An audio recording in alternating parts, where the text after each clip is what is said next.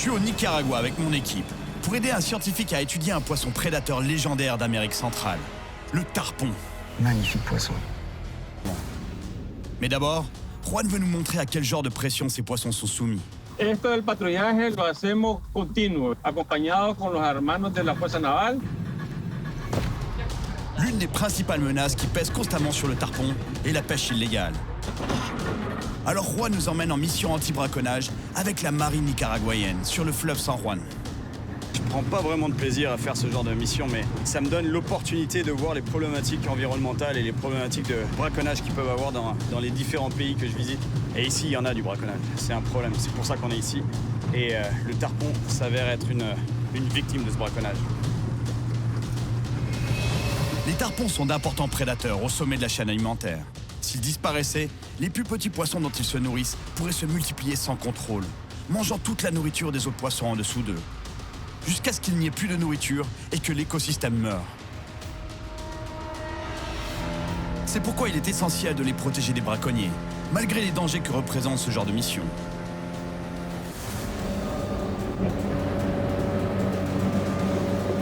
Cette fois, la marine nicaraguayenne nous emmène sur une section du fleuve où des braconniers ont été aperçus récemment. Ils ont vu quelque chose? Ouais, on dirait bien, ouais. Je pense que c'est un filet. Ils en ont un. On voit pas tellement le filet, mais on voit la bouée.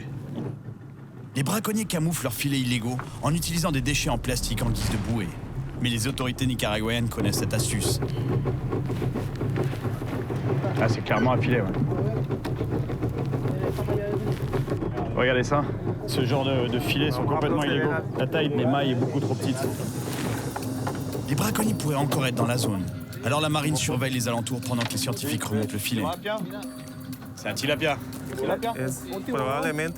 Chaque poisson qu'on relâche Tu retournes à l'eau. est une petite victoire pour la santé du fleuve et de ses habitants, Guapote, non? y compris pour les grands prédateurs comme le tarpon. Y eso es protegido, ¿no? Sí, claro. Es una de las especies que nosotros queremos proteger. Ouais, au moins, ils ont pas pris de tarpon. Mira, mira. À mon avis, c'est le bateau des braconniers. La boya. Una boya.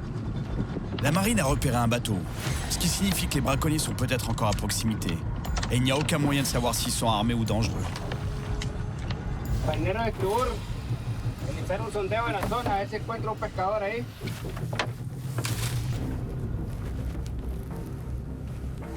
Il est en train d'inspecter pour vu qu'ils ont vu un bateau, ils veulent voir s'il n'y a pas un camp de pêche ou même encore des bracos qui traîneraient dans le coin. Ouais, j'espère juste qu'ils sont pas armés. Marinero! Marinero! Marinero! Nada de embarcación.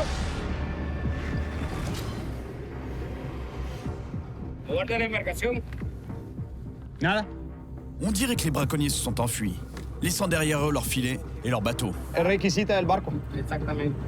Además de la red. Sí.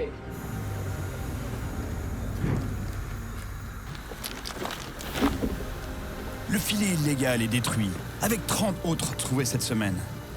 Pour la marine, c'est une petite victoire dans la protection du tarpon et de la faune locale. Felicitaciones por los esfuerzos. Gracias a Dios. Et les recherches de Juan permettront de mieux comprendre les déplacements de ces poissons, avec pour objectif de les protéger sur toute leur aire de répartition.